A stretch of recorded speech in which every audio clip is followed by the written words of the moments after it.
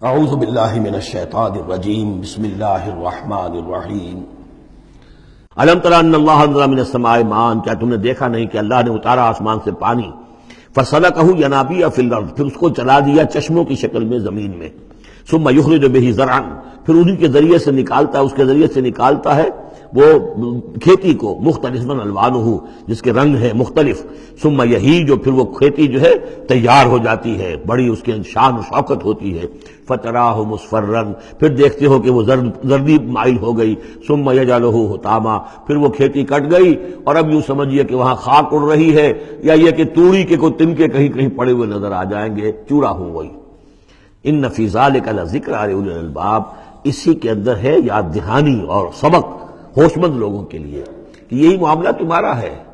جب تم پیدا ہوتے ہو تو جیسے کھیتی نئی نئی اپجتی ہے تو کسان کتنا خوش ہوتا ہے،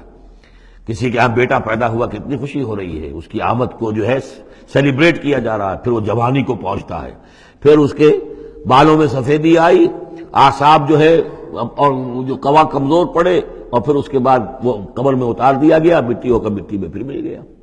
تو یہ life cycle, human life cycle, بس یہ ہے کہ یہ 50 60 30 40 برس کا ہے، وہ چند مہینے کے اندر اندر سب کچھ ہو جاتا ہے، سائیکل وہی ہے،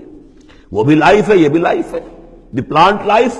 اینڈ اینیمل لائف، بایولوجی کی یہ دو شاخیں ہیں، باٹنی ہے تمہارا biology, life the science of life, اس کے دو حصے ہیں، باٹنی ہے، زوالوجی ہے، حیوانات کی لائف اور نباتات کی لائف۔ افمن شرح اللہ صدرہ، پھر وہی حذف کا موضوع کا اسلوب آ رہا ہے، افمن شرح اللہ صدرہ للاسلام فہو علی نور من ربہ، بھلا وہ شخص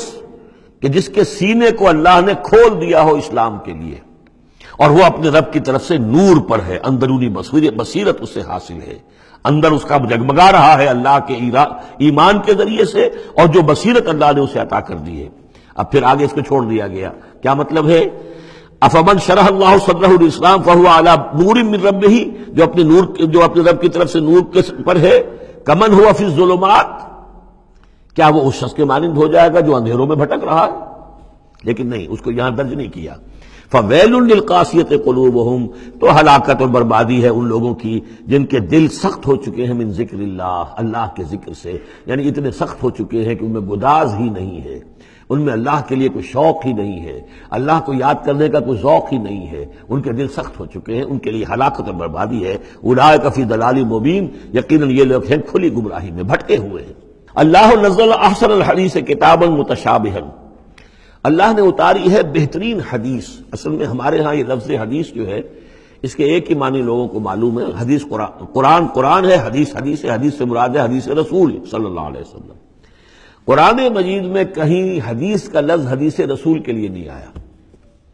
ویسے حدیث کا لفظ صحیح ہے، حدیث رسول ہے، وہ اس میں کوئی شک نہیں، لیکن ہمیں جاننا چاہیے قرآن کی اصطلاح کیا ہے۔ بہترین حدیث قرآن ہے، فَبِأَيِّ حَدِيثٍ بَعْدَهُ يُؤْمِنُونَ، اس قرآن کی جیسی حدیث کے آنے کے بعد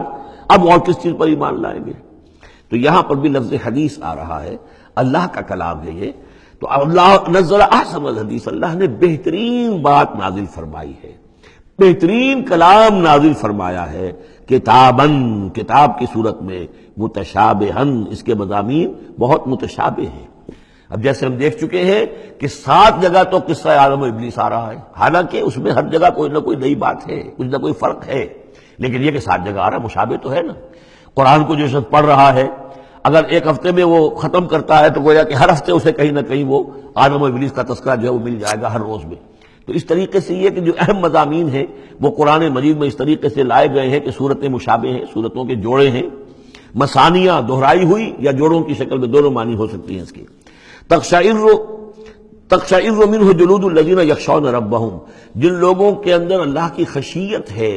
ان کے رونگٹے کھڑے ہو جاتے ہیں اس کتاب کو پڑھ کر، اس کو پڑھتے ہوئے ان پر جو اللہ تعالیٰ کا خوف اور اللہ کی خشیت طاری ہوتی ہے تو جسم کے جو بال ہیں، جلد کے اوپر جو بال ہیں وہ کھڑے ہو جاتے ہیں۔ ثم تلین جلودہم وقلوبہم الی ذکر اللہ، پھر اس کے بعد ان کی کھالیں بھی اور ان کے دل بھی اللہ کی یاد میں نرم پڑ جاتے ہیں۔ ذالک ھدی اللہ یہدی بہ من یشاء، یہ اللہ کی ہدایت ہے جو وہ دیتا ہے جس کو چاہتا ہے۔ ومن یضلل اللہ فما لہ من ہاد، اور جس کی گمراہی پر اللہ تعالیٰ کی طرف سے مہر ثبت ہو چکی پھر اس کے لیے کوئی ہدایت دینے والا نہیں۔ افمن یتقی بوجہہ سوء العذاب یوم القیامہ، پھر وہی حذف کا موضوع ہے، کا اسلوب ہے، بھلا وہ شخص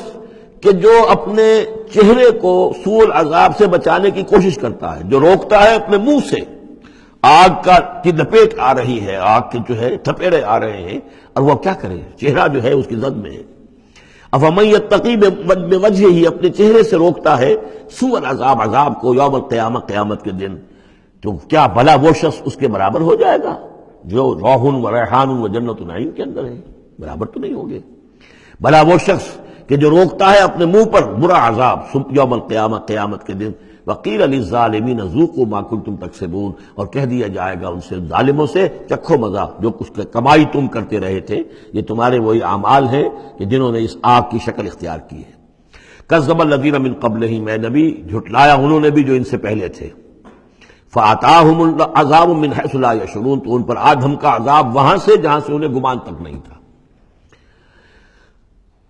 فَأَذَاقَهُمُ اللَّهُ الْخِزْيَ فِي الْحَيَاةِ الدُّنْيَا، تو اللہ تعالیٰ نے دنیا کی زندگی میں انہیں رسوائی کا مزہ چکھا دیا۔ وَلَعَذَابُ الْآخِرَةِ أَكْبَرُ، آخرت کا عذاب بہت بڑا ہے۔ لَوْ كَانُوا يَعْلَمُونَ، کاش کہ انہیں معلوم ہوتا۔ صدق اللہ العظیم۔